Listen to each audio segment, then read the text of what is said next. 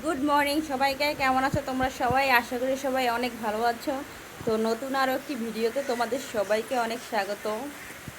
তো আজকে সকালে ঘুম থেকে উঠেই দেখি যে 11টা বাজে, আর দেখি বাইরে প্রচুর পরিমাণে বৃষ্টি হচ্ছে।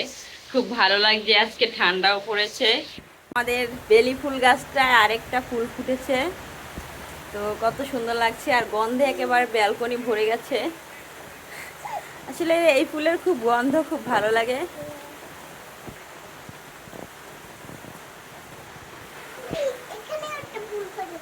হুম, অনেক ফুল, আর এই গাছটা তো প্রতিদিনই ফুল ফোটে। আর এই তো কলি, এটাই কলি আছে, ফুল ফুটবে।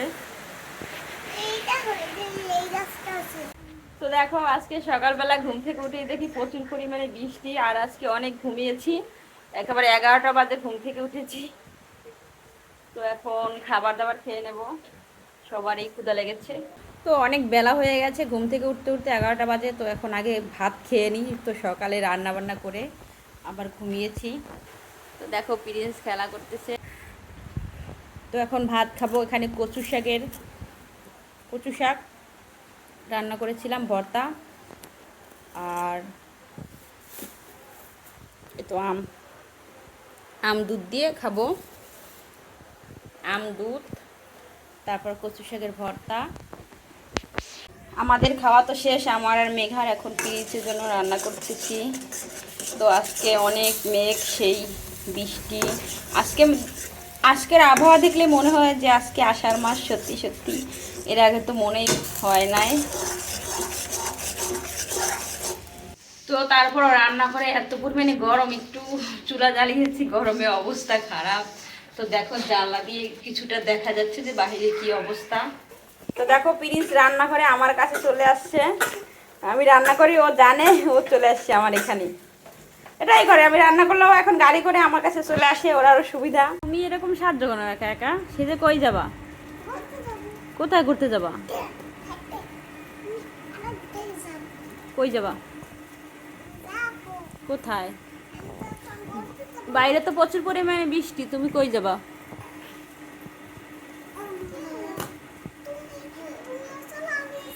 কোথায়? কি দেখাবা?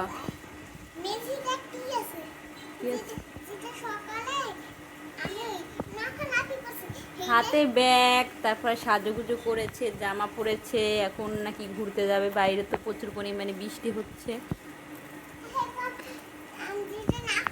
হ্যালো, হ্যালো, বাবা ফোনে কথা বলে। হ্যালো, কার সাথে কথা বলো? দাদুর সাথে?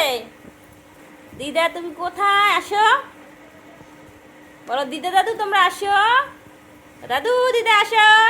তো আমাদের সকালের খাবার দাবার খাওয়া তো শেষ, এবার রান্না করব। তো রান্নার জন্য এখানে আমি শাপলা বেছে নেব আর কচুরলতি বেছে নেব, আর এগুলো দিয়ে আজকে শাপলা দিয়ে মাছ দিয়ে রান্না করব, আর কচুরলতি দিয়ে মাছ দিয়ে রান্না করব। তো আজকে শাপলা রান্না করব, এবছর প্রথম শাপলা খাবো। শাপলা এখন পর্যন্ত খাই নাই। আর এই কচুরলতি রান্না করব, তেলাপিয়া মাছ, এগুলো হলুদ মরিচ মশলা দিয়ে রেখেছি, এখন ভাজবো। তো এই পেঁয়াজ দিয়ে মাছের তেল ভাজবো, আর এটা দিয়ে কচুরলতি দিয়ে মাছ রান্না করব। তো আজকে রান্না বান্না এগুলোই হবে। আজকে আর সারাদিনে কোনো প্রকার রোদ ওঠেনি, এখন হালকা হালকা উঠতেছে মনে হয়। কারেন্টও নাই, প্রচুর পরিমাণে গরম। তো আমি মেঘা প্রিন্স সবাই স্নান করে নিয়েছি, এখন পর্যন্ত খাওয়া হয়নি কারোরই। তো এখন রান্না করব, তারপর রান্না করে খেয়ে নেব। এই যে আমার বাবা, দেখো, টাটা বাবা। বাবা, আমার বাবা কত সুন্দর মা ডাকা শিখে গেছে না? মাছগুলো আগে ভেজে নিই। তো এদিকে আমি প্রিন্সকে গাড়িতে বসিয়ে রেখেছি, ও গাড়িতে হাঁটাচলা করে। দেখো, কই কই বাবা কই? এদিকে মাছ ভাজা হয়ে গেছে, আর এখন কচুরলতি দিয়ে মাছ রান্না করব। তো কচুরলতি দিয়ে মাছ রান্না করলে কিন্তু খেতে দারুণ লাগে।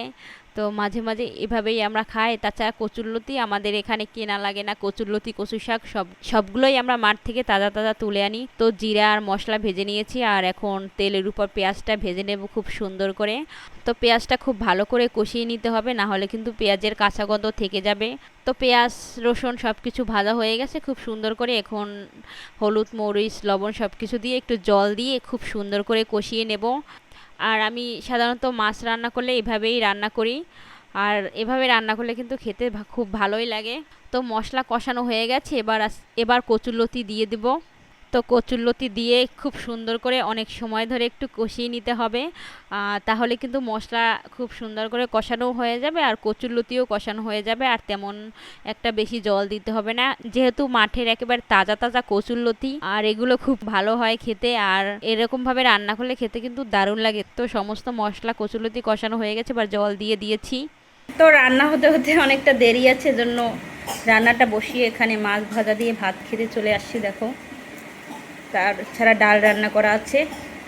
প্রচুর পরিমাণে খিদা লাগছে, আর বেলা বাজে 3টারও বেশি। কচুরলতি রান্না করা হয়ে গেছে, একটু জিরার গুঁড়ি দিয়েছি আর কিছু ধনেপাতা দিয়েছি, এখন নামিয়ে নেব। তো কচুরলতি দিয়ে তেলাপিয়া মাছ রান্না করা শেষ, এবার নামিয়েও নিয়েছি। আর আমার শাপলা ভাজাও হয়ে গেছে। তো কই মাছ দিয়ে শাপলা ভেজেছি, এরকমভাবে শাপলা ভাজলে খেতে খুব ভালো হয়। এদিকে সন্ধ্যাবেলা মেঘার বাবা অফিস থেকে আসার পথে 10 কেজি আম নিয়ে আসে। একটা হলো আমরুপালি আর একটা হলো হিমসাগর। তো এই আম দুইটাই আমরা বেশি খাই, অন্য সমস্ত আম বেশি একটা খাওয়া হয় না। এই আমগুলো খেতে খুব খুব ভালো হয়। আর এই আমগুলো এখন পর্যন্ত পাকেনি, একটু কাঁচা আছে, কয়েকদিন বাসায় রাখলে খুব সুন্দরভাবে পেকে যাবে। মেঘামণি পাকা আম খেতে প্রচুর পরিমাণে ভালোবাসে, এজন্য মেঘার বাবা প্রায় প্রতিদিন না হলে একদিন পর পর অনেকগুলো এভাবে করে আম নিয়ে আসে, আর মেঘামণি এই বেশি খায়। এগুলো কি প্রিন্স? এতগুলো কি? ওই একটা ওইদিকে গেছে, একটা হ্যাঁ একটা ওইদিকে গেছে। দে আমার একটা দেও, দেও একটা, দেও, দেবা না বাবা? দাও, দাও, দেয় না। ও বাবা, কি করবে?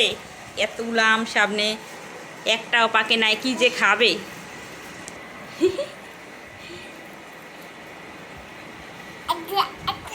একটা একটা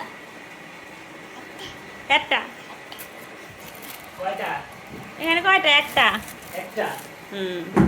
এদিকে প্রিন্স আজকে আম দেখে প্রচুর পরিমাণে খুশি হয়েছে। দেখো, ও আম নিয়ে সমস্ত আমগুলো নিয়ে ও খেলা করতে বসে পড়েছে। তো আজকের মতো এ পর্যন্তই, দেখা হবে পরবর্তী নতুন কোনো ভিডিওতে। সেই পর্যন্ত সবাই ভালো থাকো, সুস্থ থাকো। ধন্যবাদ সবাইকে।